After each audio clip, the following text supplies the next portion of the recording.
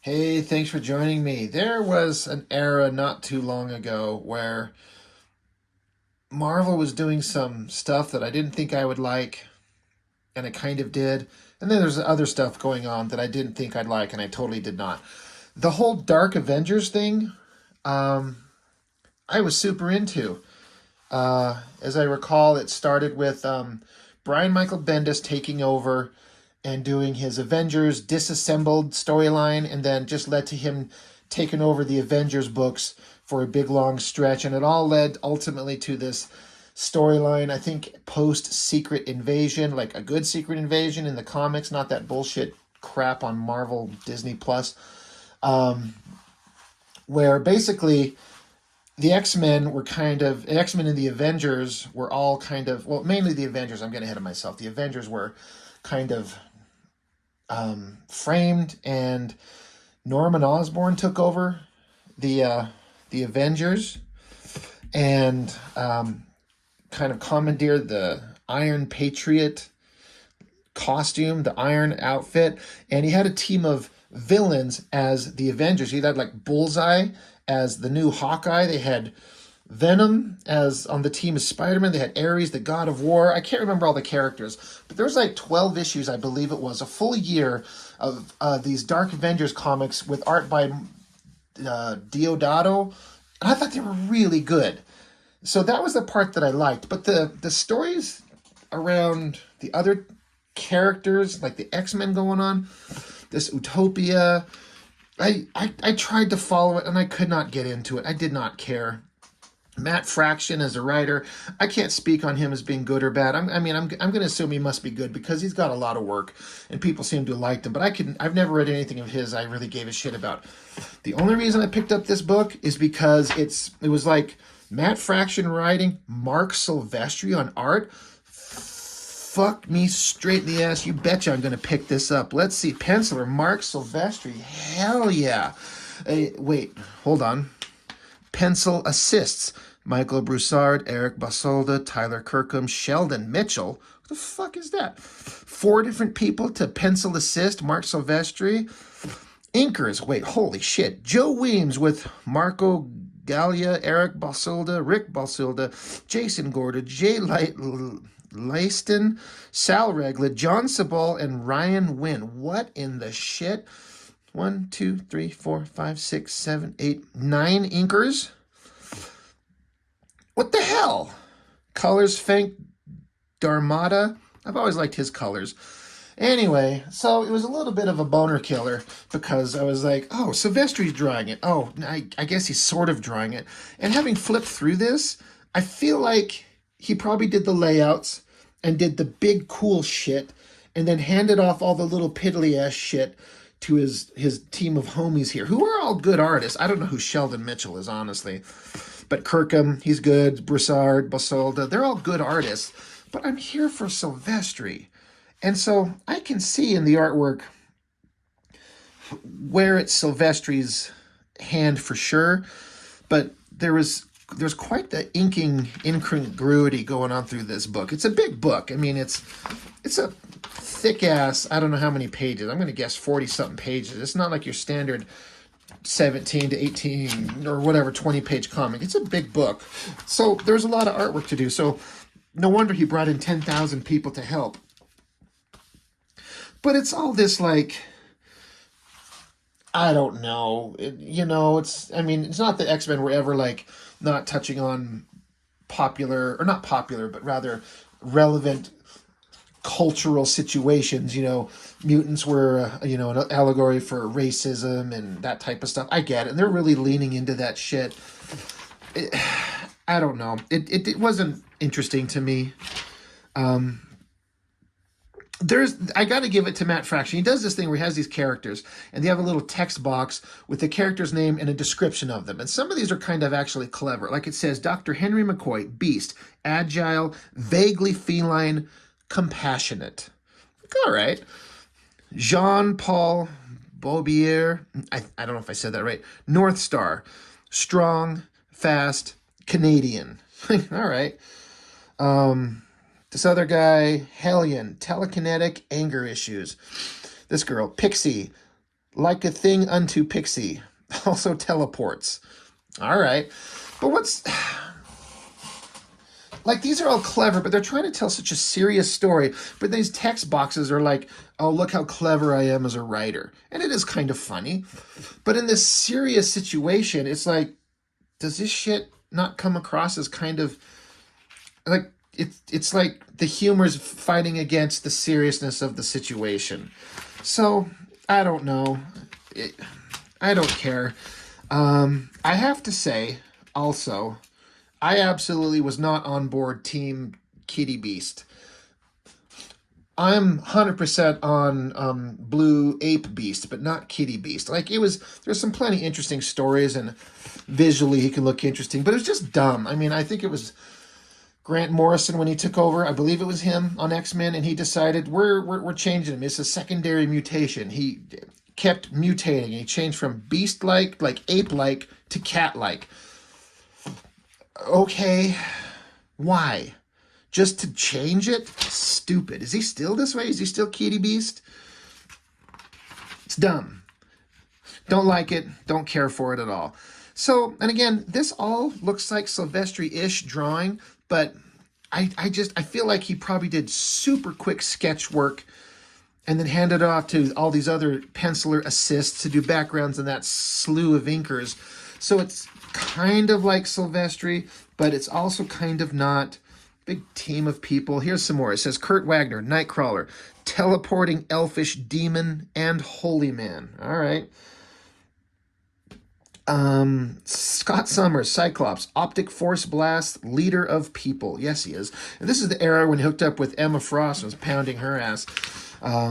Where's Jean Grey? Why are they not together? I don't know. Like, this is not very much a Silvestri face. I feel like this is just one of those examples where, again, I'm just guessing. I don't know.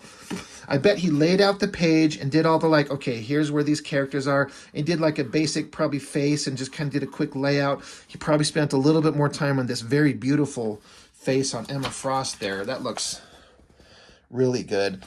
But I bet this is Balsulda. Eric Balsulda did most of this page, if not all of it. Because it looks like him and not Silvestri quite. And this one doesn't look very Silvestri. I mean, a little bit.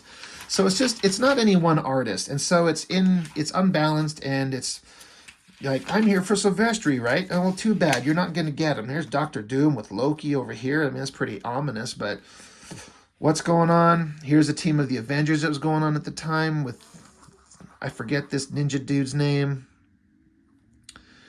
Spider-Man. Yeah. And then, whatever. There's just civil unrest and mutants at the center of it. Of course, there's Angel. I liked him better as Archangel because didn't we all? But then there's fighting. There's Colossus fighting some, whoever the hell this guy is. Toad shows up and Cyclops shoots him right in the face. Somebody throws a brick at Cyclops' head. He's on the ground. That's a pretty cool shot. This feels Silvestri-ish. This eyes, nose, mouth.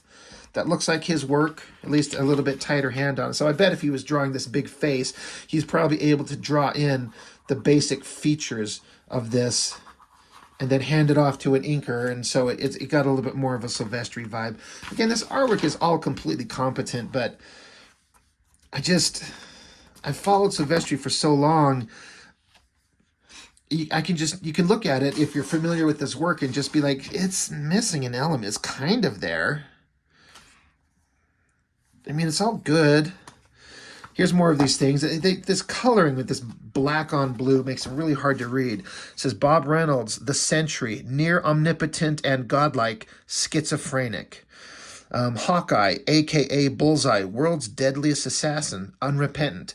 Norman Osborn, a.k.a. Iron Patriot, director of Hammer Modified Stark Industries Warsuit, team leader. Again, this is the Venom symbiote on the black costume Spider-Man. Dakin Akiro, Wolverine, son of Wolverine, a man of wealth and taste. Oh, okay. Okay. And then I remember looking at this, like these crazy thick-ass ink lines on this. Just, it's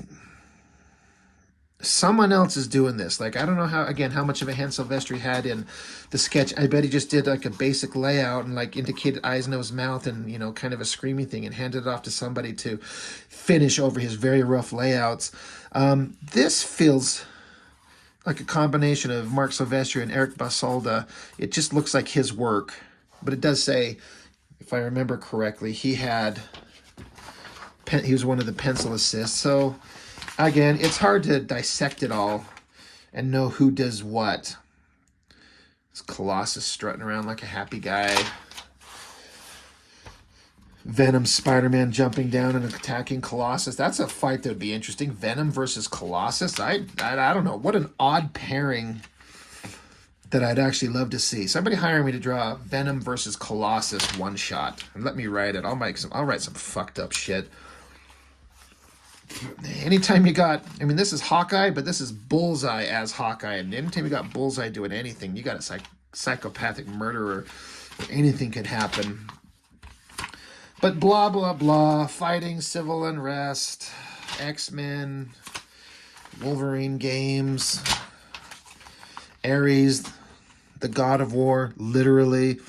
He was pretty awesome in the Dark Avengers books. I actually really liked him. I think he ended up dead fighting the Sentry or some shit like that. It's just going on and on and on. I didn't care too much to read the story. I mean, I've read it when it first came out, and I was just like, I don't care about any of this. It's my time for the X-Men had passed. It was just not the same anymore. My interest had changed. So, I mean, I definitely want to get into the, we will be getting into the Dark Avengers at some point, because those are really good. I like Bendis's run. I mean, that's not the point of this, but this is tied to that era. When Bendis took over the Avengers, I mean, I think that was a major kind of keystone point in the, you know, the Avengers becoming a big deal. Like, they were kind of nothing, and who cared? But Bendis come along and with David Finch on art and made something interesting happen. And I suddenly started collecting Avengers comics, and I loved everything that Bendis wrote in that era. He was writing Daredevil, which was some of my favorite comics ever, Bendis and Alex Mayleaf. But then he took over the Avengers and just had a through line of tearing the Avengers apart, breaking them down, building them back up, and this long-running storyline of all kinds of stuff, including the Dark Avengers. I loved it. It was all great. I didn't care about anybody else who was doing any of the books kind of peripherally surrounding it. Nothing by Matt Fraction I cared about, or whoever else was working with them. But I was into that Dark Avengers shit. It was really good. And that's amongst the last time I enjoyed a Marvel comic book on a consistent monthly basis. And it's been a while. And I enjoyed Bendis' run on Ultimate Spider-Man with Mark Bagley. Great comics. All 100 issues of it. It was great. I was on board completely. Loved it. But then, you know, once he jumped off the Spider-Man and the Avengers and went and did whatever the fuck, you know, he went over to do DC Comics, and I think that was expected to be a major, like, explosion in the comics industry, and it absolutely was not. I understood he got a big financial deal to bring Bendis over to DC, and it fizzled out like a bad fart. Who cares? Does anybody talk about Bendis's run at DC? Does anybody care? I'm sure he tried his best, but sometimes just the right place, the right time. And I'm going on and on about who cares. It's not even about this book anymore. I'm just pissed off that Silvestri didn't draw the entire thing, and that's the reason I picked it up. Mark Silvestri, right? Yay, you got me. Oh, wait, hold on. 5 different pencilers and 27 different inkers. So, fuck it. Oh, well. That's it. That's all I got for now. Thanks for watching. Bye.